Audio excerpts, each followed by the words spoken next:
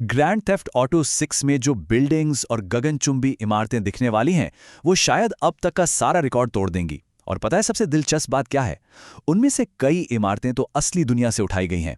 तो आज हम इसी की गहराई में उतरेंगे और देखेंगे कि कैसे GTA 6 की बिल्डिंग्स और उनके अंदर की दुनिया, मतलब इंटीरियर्स, ओपन वर्ल्ड गेमिंग की परिभाषा को हमेशा के लिए बदलने वाले हैं। तो आज का सफर कैसा रहेगा? हम शुरू करेंगे रॉकस्टार की सोच से कि वो कैसे अपनी दुनिया बनाते हैं। फिर हम वाइस सिटी की सड़कों पर घूमेंगे और देखेंगे कि असली दुनिया की छाप उस पर कैसी है। थोड़ी पुरानी यादें ताज़ा करेंगे, फिर पर्दे के पीछे की टेक्नोलॉजी को समझेंगे और आखिर में देखेंगे कि ये सब मिलकर गेम को कैसे बदलने वाला है। तो चलिए शुरू करते हैं।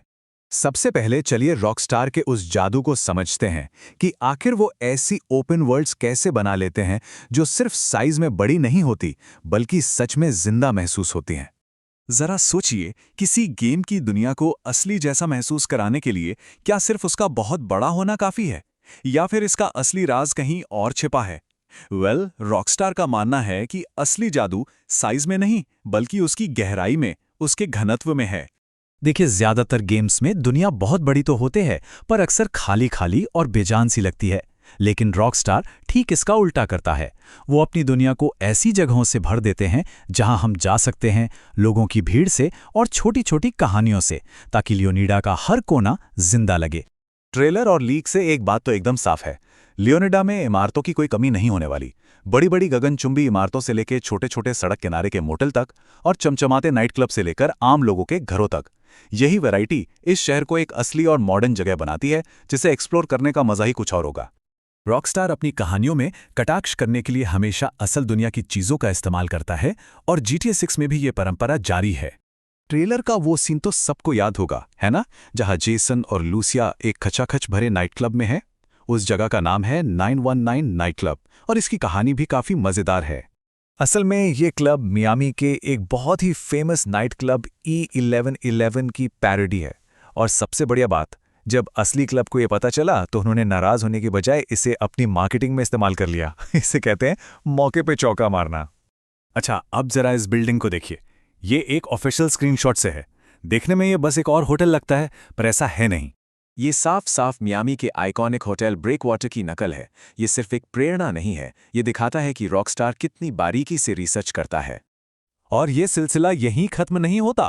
ट्रेलर में दिखने वाला ट्रेजर टावर, बे फ्रंट हाइट्स और मेगामुंडो बिल्डिंग, ये सब मियामी की असली इमारतों पर आधारित हैं। जरा सोचकर देखिए, जो लोग फ्लोरिडा में रहते हैं उनके लिए ये गेम कितना असली महसूस होगा।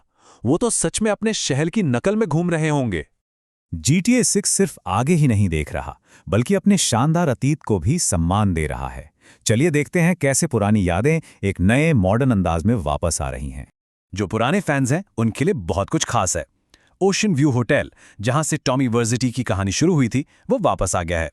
वाइस सिटी इंटरनेशनल एयरपोर्ट भी है, और अगर लीक्स की माने तो शायद लेजेंडरी मॉलिबू क्लब भी वापसी कर सकता है।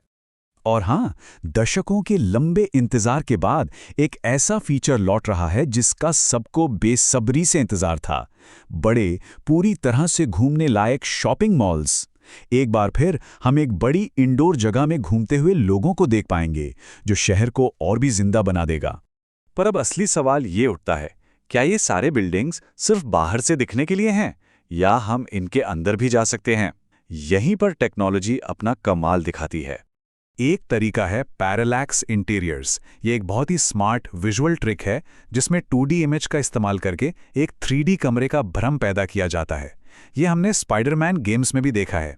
इसका फायदा ये है कि शहर भरा भरा और जिंदा लगता है, और गेम की परफॉर्मेंस पर भी ज्यादा बोझ नहीं पड़ता।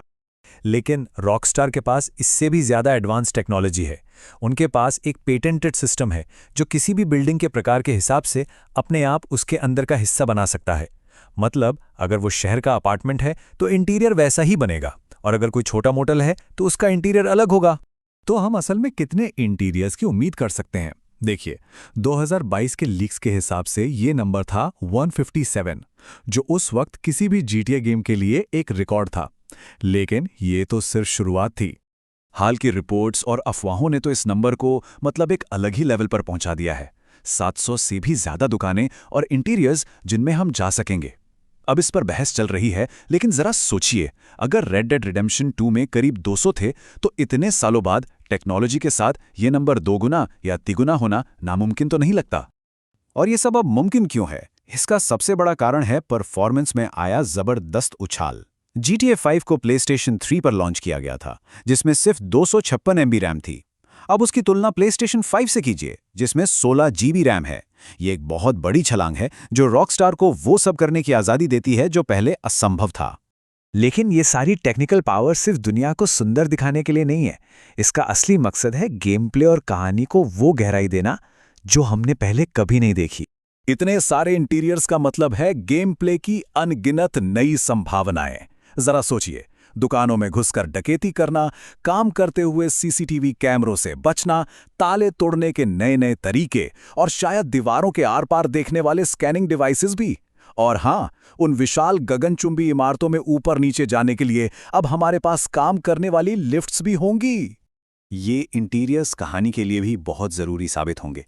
स्टारलेट मोटल जेसन और लूसिया का ठिकाना होगा, सिन फ्रोंटेरा नेशनल बैंक एक बड़ी डकैती का सेंटर पॉइंट बनेगा, और लियोनिडा की जेल से ही लूसिया की कहानी का एक बड़ा हिस्सा शुरू होगा। मतलब ये सिर्फ इमारतें नहीं, बल्कि कहानी के असली मंच हैं। तो आखिर में ये सब कुछ एक बड़े सवाल पर आकर रुकता है। जब कोई शहर सिर्फ एक खूबसूरत बैकग्राउंड ना होकर एक जीती जागती, सांस लेती हुई दुनिया बन जाता है, जहां हर दरवाजे के पीछे एक कहानी या एक नया मौका छिपा हो, तो ये हमारे खेलने के तरीके को कैसे बदल देगा? GTA 6 सिर्फ एक और गेम नहीं, शायद वो इसी सवाल का जवाब होने वाला है।